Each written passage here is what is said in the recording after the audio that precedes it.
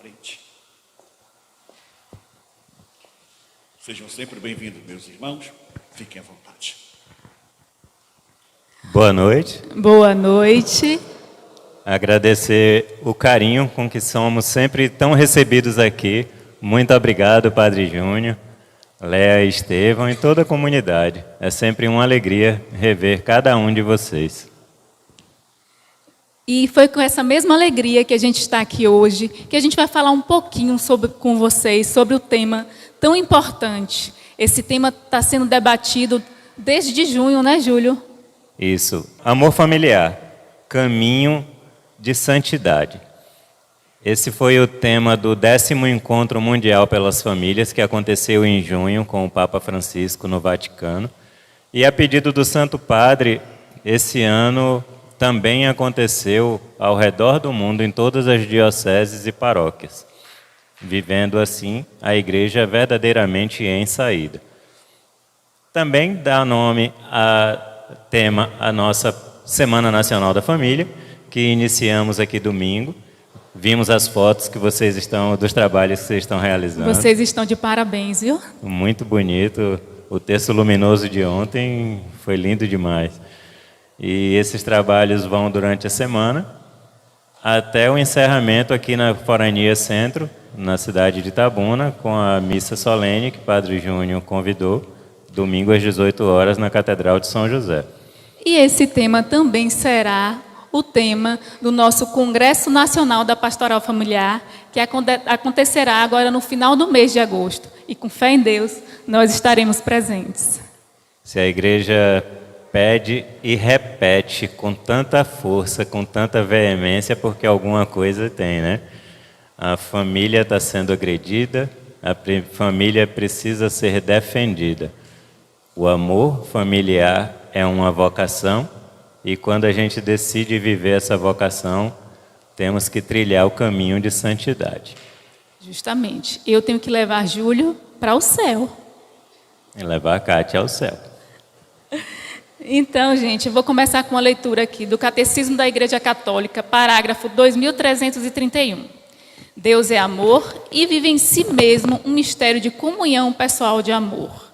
Ao criar a humanidade do homem e da mulher à sua imagem, Deus inscreveu nela a vocação para o amor e para a comunhão e, portanto, a capacidade e a responsabilidade correspondentes.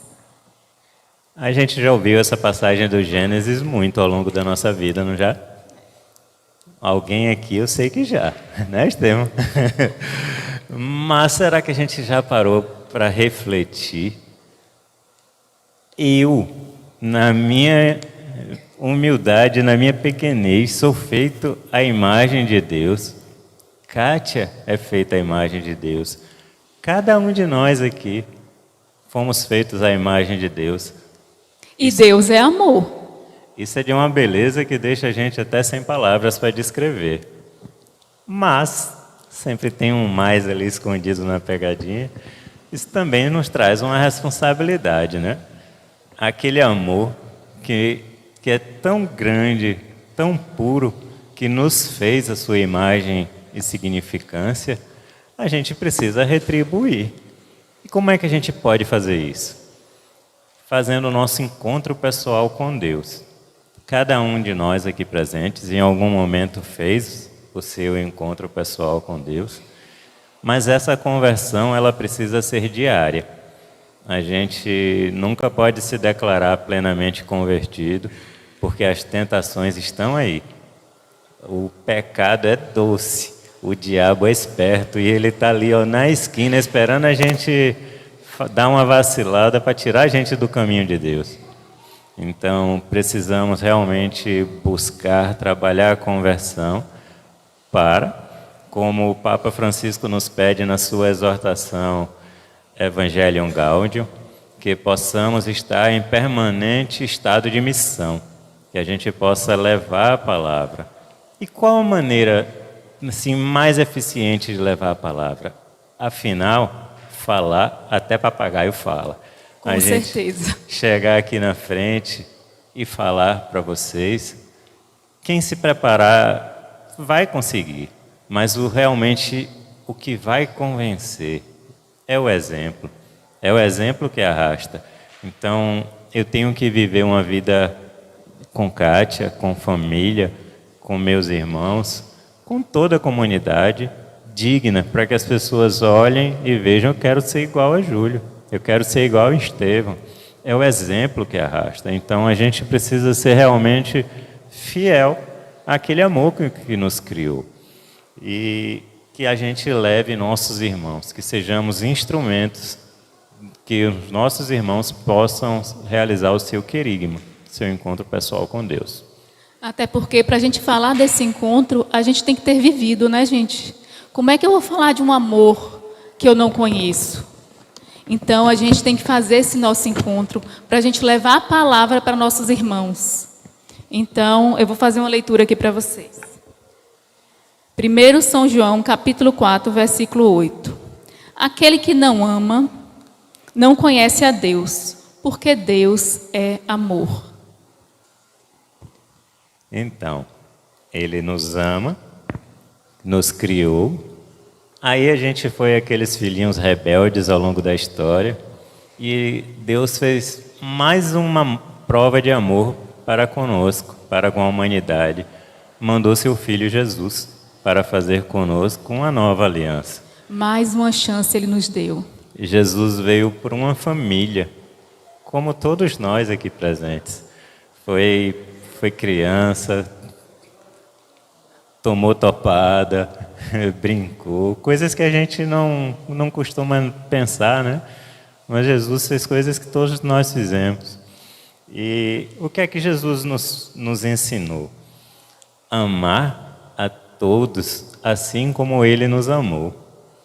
Ou seja, Jesus nos pediu para amar do mesmo jeito que Deus pediu. Aí fica a pergunta: será que a gente está fazendo isso? Porque para mim amar Kátia é fácil. Amar Júlio é fácil. E olha que mesmo assim um dificulta a vida do outro. Mas será que a gente ama do jeito que Jesus pediu? Aquela pessoa que às vezes nos dá motivo para testar a nossa fé, aquele coleguinha que às vezes nos tira do sério, é aí que a gente dá a prova de amor, que a gente está colocando em prática o que Jesus nos pediu. Quando aquela pessoa que nos fez mal, que nos fez alguma coisa, que a gente não deseje nada de mal de volta, que a gente consiga refletir e orar por aquela pessoa. Foi ofendido? Se eu ofender de volta, a coisa vai tomar uma proporção maior. Que a gente aprenda a viver o silêncio de Nossa Senhora, a obediência de São José e viver realmente o amor que Jesus nos pediu. Porque é difícil, mas não é impossível. Somos vocacionados ao amor. Jesus nos ensinou a amar Deus sobre todas as coisas e ao próximo como nós mesmos. Somos chamados a viver esse amor e acreditar nesta graça. O matrimônio é uma graça. Somos convidados a partilhar deste amor na vida do outro. O amor de Deus nos chama à vocação em busca da santidade. Só isso. A gente tem que viver a nossa vocação em busca da santidade. E Qual a nossa vocação? Qual a nossa vocação, gente? Quanto casais, nós somos vocacionados ao matrimônio. E a gente tem que valer, porque naquele momento, naquele dia, 22 de janeiro de 2015... Essa casou em 2015, foi? Você esqueceu 10 anos? 2005. 22 de janeiro de 2005. É porque Está escondendo a idade, ó. Naquele dia, eu e Júlio, nós entramos, Júlio e Kátia. E aqui, ó, em frente ao altar, em frente a nosso Senhor Jesus Cristo. Eu disse sim para Júlio e Júlio disse sim para mim. Pai, a gente não escolhe. Mãe, a gente não escolhe. Filho, a gente não escolhe. Mas marido a gente escolhe. E quando eu disse sim para Júlio, eu não estava dizendo só sim para as qualidades dele, não, gente. Vem um pacote completo. A gente não pode escolher só pela qualidade, só pelas qualidades. Frei Renato disse que eu sou santo. Imagine. Então, quando o Júlio deixa a toalha em cima da mesa ou em cima da cama, Ele está me levando à santidade. Quanto eu não sou tão compreensiva com Ele, eu estou levando Ele à santidade, né, Júlio? Eu estou quase chegando lá. Então, gente, a gente tem que ter essa consciência. Ninguém é perfeito. Eu não sou perfeita, Júlio não é perfeito, e eu acredito que nenhum de vocês sejam. Mas a gente tem que respeitar o outro. Apesar de sermos uma só carne, eu tenho que respeitar a individualidade de Júlio, e Júlio tem que respeitar a minha individualidade. E naquele momento que for muito difícil, é muita oração, né, Júlio? Isso. Amar requer renúncia. Renúncia de si mesmo, requer perdão, requer saber calar, silenciar na hora certa e, principalmente, clamar pelo Espírito Santo. Ele tem que nos ensinar a amar. Aqui, a gente dá 2 dicas a vocês. Alguns são mais experientes que nós, vão poder nos dar as dicas de vida muito, muito boas, mas baseados na nossa experiência, a gente consegue relatar algumas situações. Temos 17 anos de casados e não foram 17 anos até aqui de flores apenas. Lógico que tem muitas, mas algumas flores vieram com espinhos. Isso. Tem os seus espinhos também, e é que diante das dificuldades, a gente tem que colocar em prática principalmente 2 coisas. O diálogo com escuta, com caridade, que a gente realmente ouça o que a outra pessoa está falando. Se a gente tem uma relação com um diálogo que funcione, nem só a relação de marido e mulher, mas entre pais e filhos, qualquer relação humana baseada no diálogo, ela vai funcionar e vai ser muito mais fácil. Mas realmente a ferramenta que vai funcionar, que vai transformar a casa de um casal católico é a oração. Muita oração, gente. A pessoa, cada um, tem que ter o seu momento de oração diário. A gente não pode começar o nosso dia sem a palavra de Deus. É o Evangelho que nos orienta, que nos sustenta. E a gente tem que começar o dia com a nossa oração, né? Dando graças a Deus pela nossa vida, por ter acordado, coisas que a gente nem pensa, mas quantas pessoas ao redor do mundo não tiveram oportunidade de acordar? Estão no leito de hospital ou simplesmente morreram. Então, damos graças. Eu estou aqui para mais um dia. Obrigado, Senhor, pelo alimento que recebemos. E nós também temos que ter aquele momento de oração em casal. Aquele momento que a gente senta diante de nosso Senhor Jesus Cristo. E nós descobrimos, gente, que quando a gente está orando, a gente não reclama um do outro, não. Então, muitas vezes, o que a gente faz? Quando a gente quer dar um recado para Ele, que eu sei que se eu fosse falar em outro momento, poderia gerar discussões, eu falo durante a nossa oração. Eu falo, Senhor, que Júlio seja um pouquinho mais calmo, mais tolerante, que ele me leve para jantar mais vezes. Minha cara metade não gosta de receber críticas. Se eu falar alguma coisa que ela fez, ela não aceita bem. Mas Jesus ouve e acontece que ela está do lado. Aí a gente vai rezar junto e aí eu falo, meu Senhor Jesus, meu Pai piedoso, acalma o coração de Kátia, que ela seja mais paciente. Jesus está ouvindo ela também. E aí acaba funcionando, o recado chega para os dois. E é muito bom. Quando as dificuldades chegarem, quando vocês tiverem conversas difíceis, que todo mundo tem que ter conversa difícil ao longo da vida, e não souber como abordar, reza junto. Tenham seus momentos de espiritualidade juntos, entreguem a vida de vocês nos pés de Cristo, que não tem como não dar certo. Que a conversa seja a 3, né? Outra coisa muito importante é que nós somos católicos. A nossa casa deve ser o nosso exemplo, o exemplo para fora, para o mundo. Na nossa casa tem que ter um local especial para as nossas orações. Nós somos exemplos para os nossos filhos. Uma casa que nosso Senhor Jesus Cristo está presente, os seus filhos não se perdem. Eles podem até sair, dar uma voltinha no mundo, mas depois eles voltam. porque o alicerce é forte. Então, a oração tem que ser permanente. Nós temos que ter o cheiro de nosso Senhor Jesus Cristo. Nós temos que ser exemplos, porque a gente tem que estar sempre feliz, tem que estar trazendo alegria para nossos irmãos. Porque, preste atenção, se vocês vierem para a igreja, todos carrancudos, vocês vão trazer quem? Ninguém. Então, a gente tem que evangelizar com alegria, com caridade. Esse pedido não é nosso. Esse pedido é do Papa Francisco, no Alegria do Evangelho. Ele quer católicos evangelizando como? Com alegria. Com um sorriso no rosto. Como é que ele não quer ninguém? Emburrado. E Imagine. ele cita as palavras, ele não quer católico evangelizando com cara de funeral.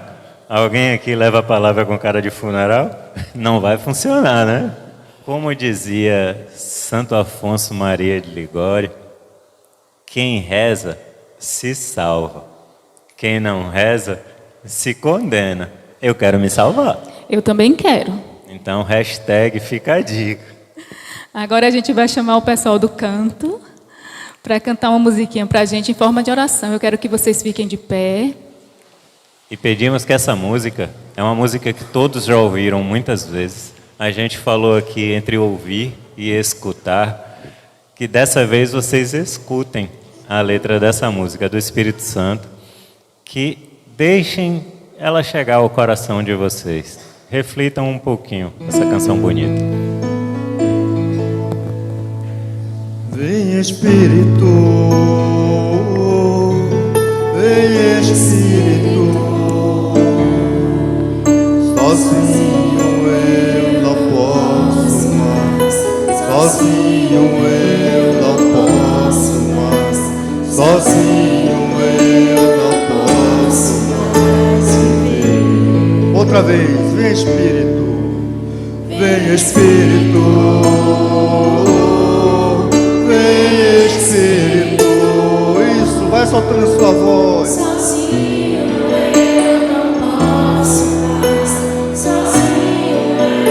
posso, sozinho eu não posso mais. Eu quero amar, eu quero amar, eu quero ser aquilo que Deus quer.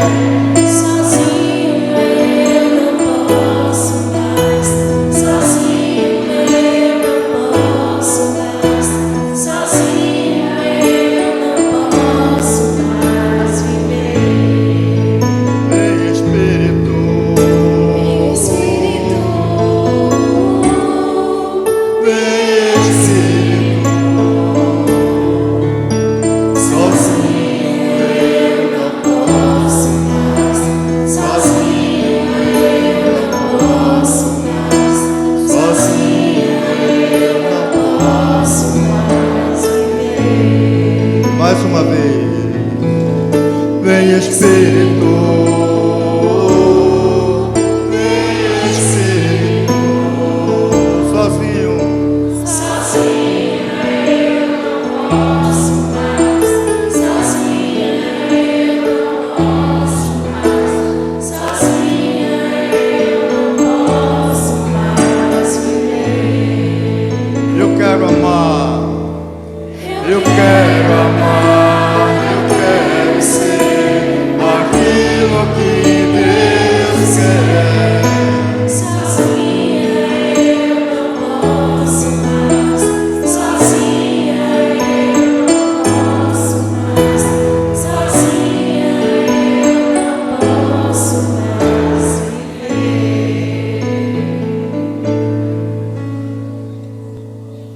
Sozinho eu não posso mais. Podem sentar.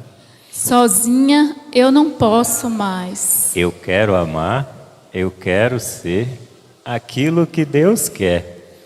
A gente já realmente está colocando em prática isso? Vamos falar como o nosso bispo diocesano, não precisa responder. Está no coração de cada um de vocês. Ninguém precisa estar sozinho. Deus está aqui. Ele está com os braços abertos para vocês. Então, ninguém precisa ser sozinho.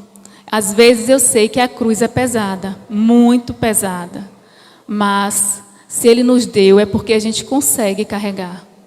Somos diferentes, mas precisamos aprender a lidar com as diferenças. Se a gente, numa relação entre casal, quando a dificuldade chegar, quando um assunto se colocar entre nós, a gente simplesmente se fechar, a gente vai acabar afastando um do outro.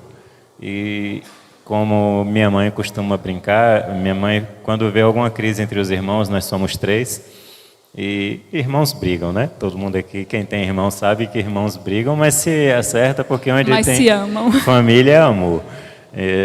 Minha mãe, até hoje, ela vê que um está 2, 3 dias sem falar com o outro, ela entra no meio e fala assim, ó, cuidado que o muro cresce. Isso é de uma sabedoria tremenda, porque realmente se na dificuldade com Kátia eu me calar e me afastar e ela também, o muro entre nós ele vai subir. Se a gente não colocar o diálogo para funcionar e resolver aquela situação, vai chegar uma hora que o muro cobre e a gente não vai se falar mais e o problema está aí. E como é que eu vou levar Júlio para a santidade se esse muro estiver alto? E como é que ele vai me levar para a santidade se esse muro estiver alto? Porque o nosso objetivo como casal, como eu já falei, é um levar o outro para o céu.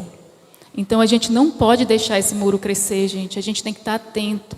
Porque muitas vezes a gente fica chateado, a gente fica magoado. Mas é sentar e conversar. Porque tem que ser resolvido. Porque eu escolhi Júlio. Isso aí. E temos em alguém a se espelhar, né? Quando a dificuldade aparecer, a gente se espelha em São José E Nossa Senhora. Simples assim. Vou fazer mais uma leitura para vocês. 1 São Pedro, capítulo 1, versículo 15 e 16. Mas, assim como é santo aquele que os chamou, sejam santos vocês também em tudo o que fizeres, pois está escrito, sejam santos, porque eu sou santo. Deus nos criou como prova do amor dele. Nós fomos filhos rebeldes, ele mandou o Filho Jesus, que se deixou ser crucificado por nós. E Jesus diz, sejam santos, porque eu sou santo. Tem hora que a gente para pensar assim, meu Deus, se eu nasci para ser santo, sim. Todos nós, católicos batizados, nascemos para ser santos, cada um de acordo com a sua vocação. Padre Júnior, na vocação sacerdotal, nasceu para ser santo. Nós, católicos batizados, casados com o sacramento do matrimônio, temos que levar o outro ao céu, à santidade. E como costumava brincar o ex-bispo de Ilhéus, eu não sei se alguém aqui conheceu, Dom Valfredo Tepe. Ele vai entregar a idade dele. Ele deixava uma dica, ele fazia uma brincadeira. Se filho de peixe, Peixinho é. Filho do Deus Santo. Santinho é. Nós somos filhos de Deus, então somos santinhos, ou pelo menos deveríamos tentar ser. E diante de tudo que nós falamos até agora, vem a pergunta. Nós casamos para ser feliz? Vocês acham que eu casei para eu ser feliz? Quem é que é casado? Não precisa responder. não precisa responder a pergunta. Fica no coração. Vocês casaram pensando em ser feliz? Individualmente. Eu casei para ser feliz? Já que tem um tempinho para pensar, a resposta é não. Não. Nós casamos para fazer o outro feliz.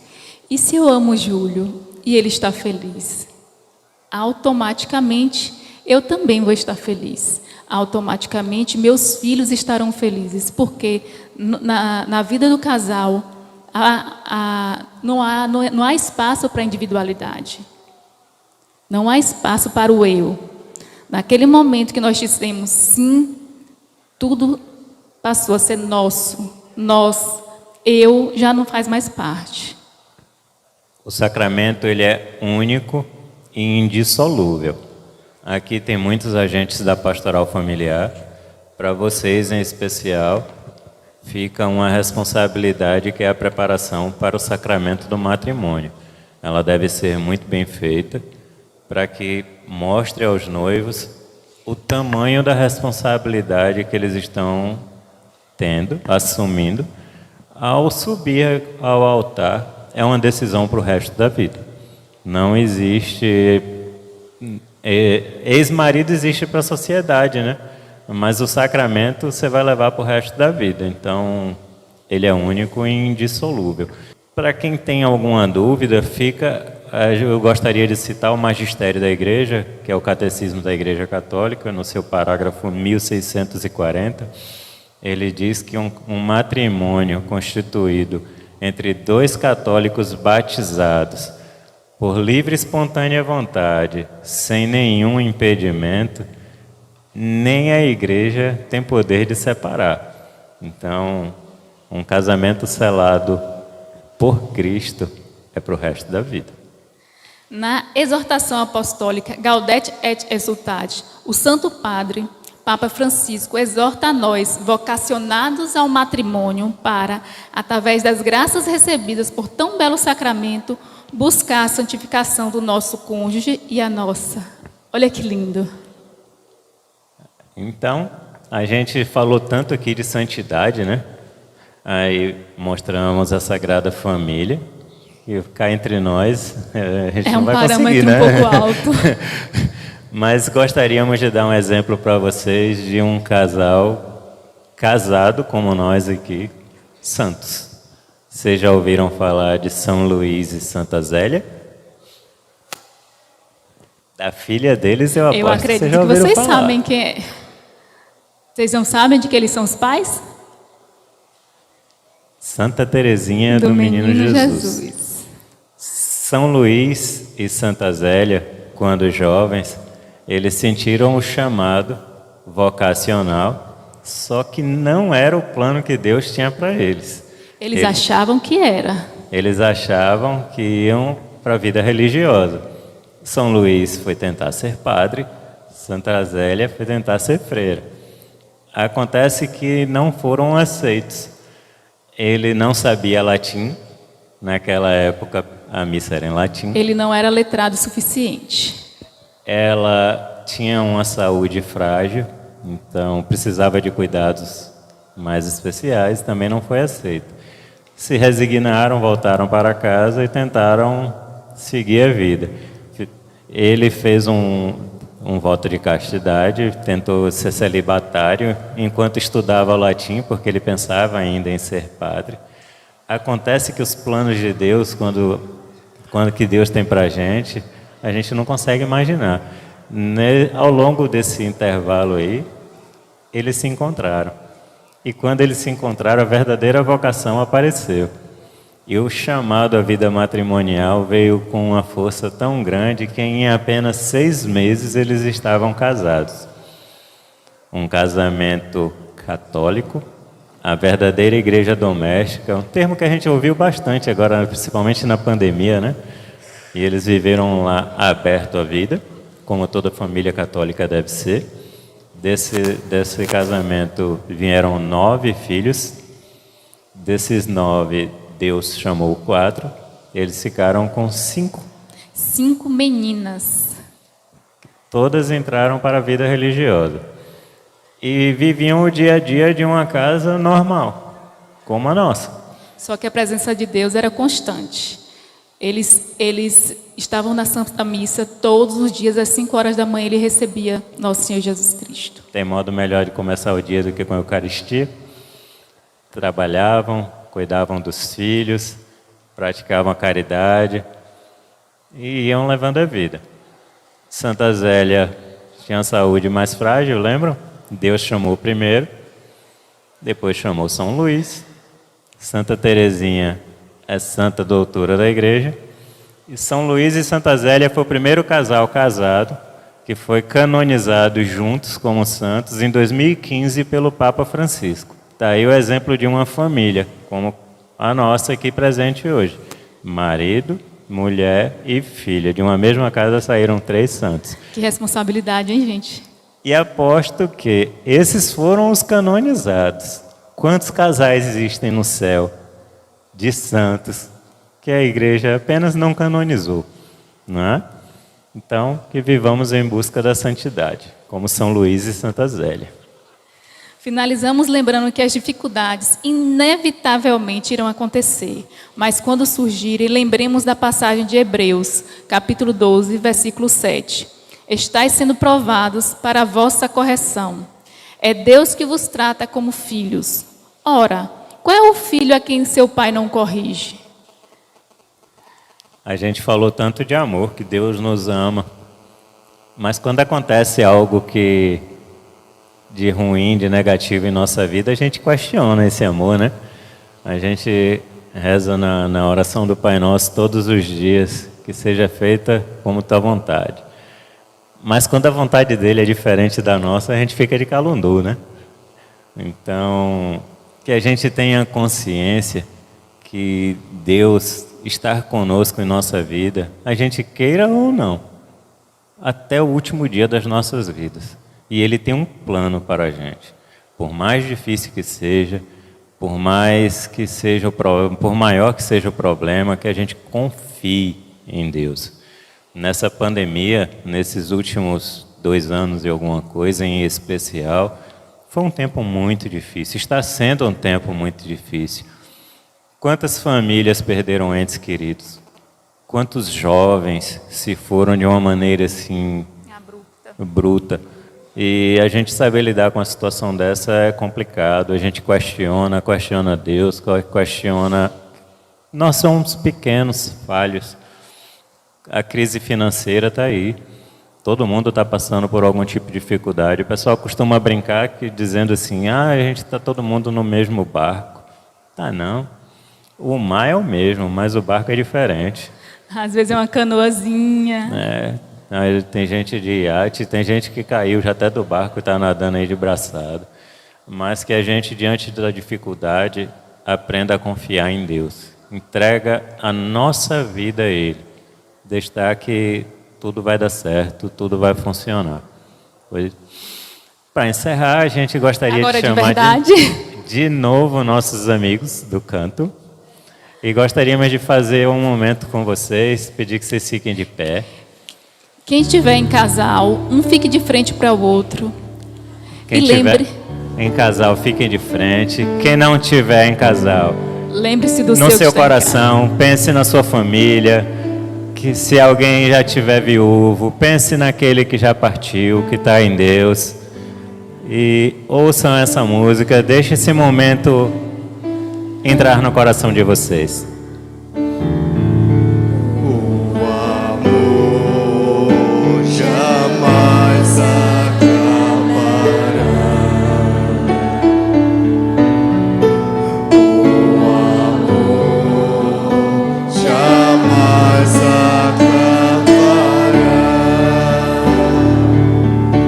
Mesmo sendo pequenina, sem cortinas e sem cor, esta casa vai ser linda, se Deus for o construtor. O amor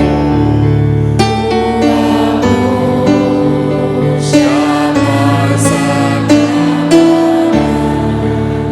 O amor jamais acabará. Nem será um palacete, nem será uma mansão. Esta casa pequenina é o vosso coração. O amor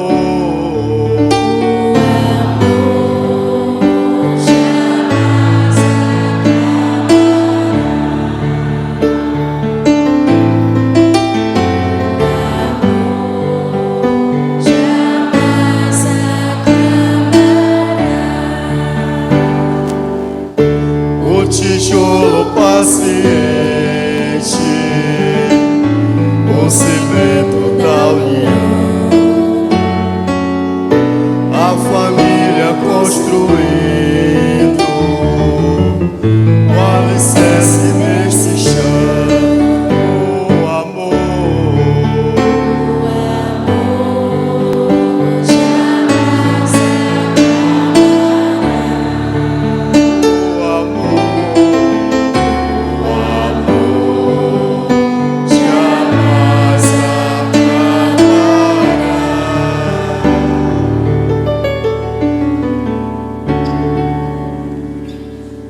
O amor jamais acabará.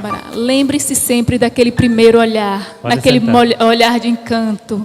Aquele dia que eu olhei assim, ó, eu olhei para a Júlia e falei, esse vai ser o meu marido. Então, quando o momento estiver difícil, quando vocês estiverem passando por algumas dificuldades, lembrem sempre do primeiro olhar.